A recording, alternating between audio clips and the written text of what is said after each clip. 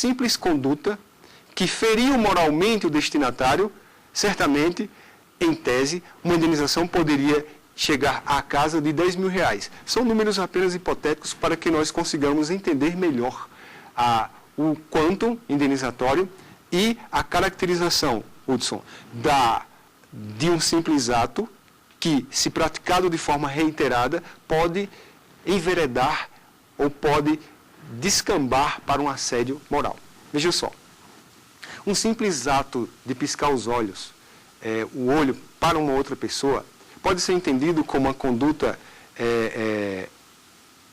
reveladora de infringência a dano pessoal, se por acaso, se porventura, aquele destinatário tiver um olho defeituoso e já tiver complexo e a pessoa for conhecedora de todo esse quadro. Então, aí podemos verificar um dano moral, que se pretendido junto à Justiça Obreira a indenização respectiva, chegaria à casa de R$8 ou R$10 mil. Agora imaginem só, se essa conduta, dentro desse quadro aqui especificado, ela é praticada de forma reiterada e sistemática, humilhando dia após dia aquele empregado e desenvolvendo nele perturbações psíquicas e até físicas oriundas dessas psíquicas, por certo que danos morais estão sendo experimentados por aquele empregado e não foram tais danos experimentados uma só vez. Ele está experimentando infinitas vezes, tantas quantas forem as investidas do assediador.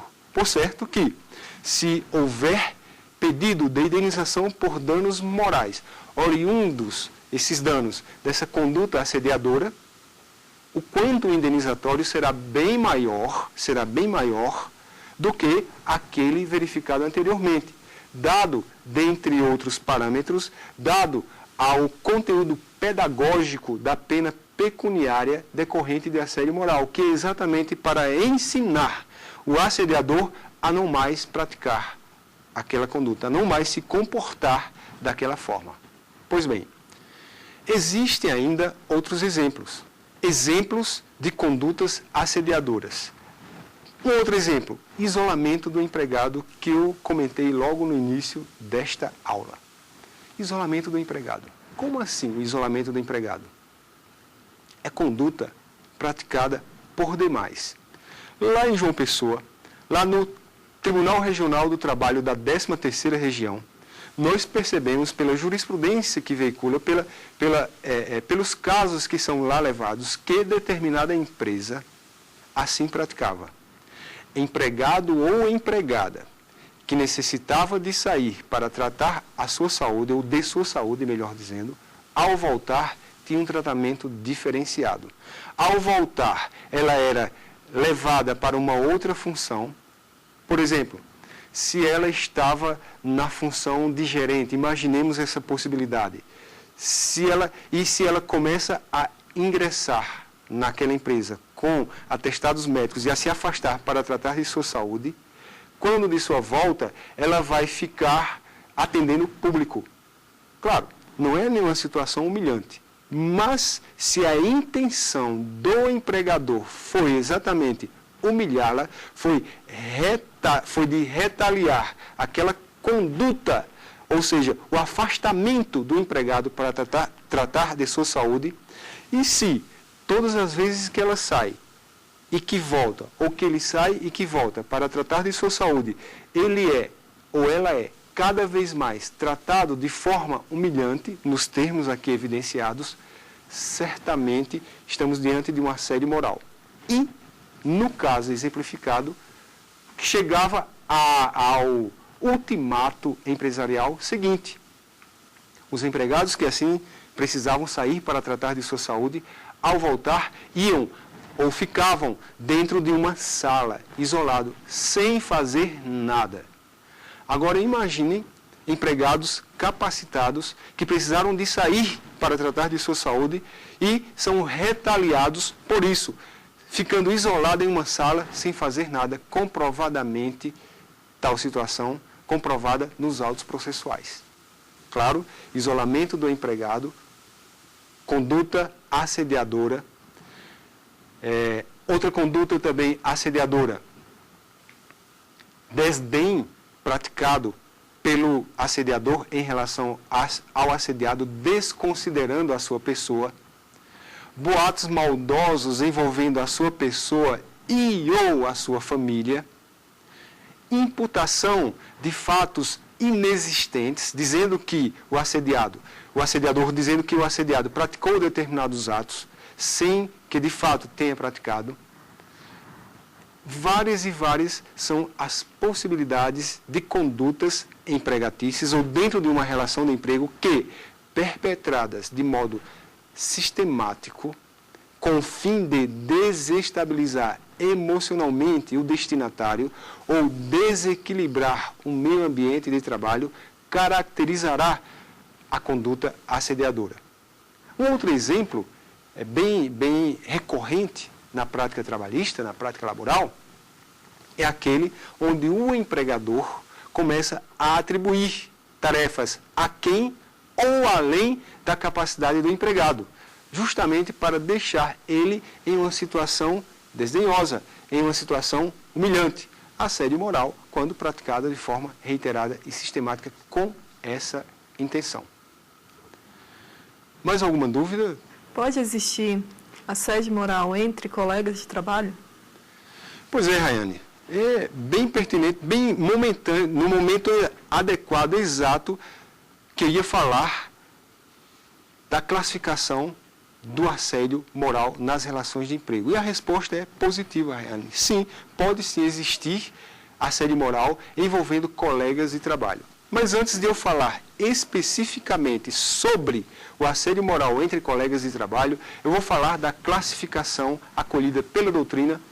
Claro, ainda existem outras, acolhida pela doutrina, envolvendo o assédio moral. Vejam só, o assédio moral pode ser vertical ou descendente, pode ser horizontal e pode ser ascendente. De que sorte? O assédio vertical ou descendente é aquele praticado por quem é hierarquicamente superior. Geralmente o empregador. É aquele praticado pelo empregador em relação ao empregado. É o que mais se vê na prática trabalhista. É o que mais se vê nas relações de emprego. Assédio praticado pelo detentor do poder diretivo da relação jurídico-laboral.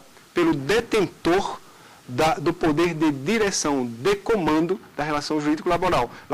Exatamente por ser detentor desse seu direito, ele, empregador, se acha no direito de humilhar, de espezinhar, de menosprezar, de assediar o seu empregado.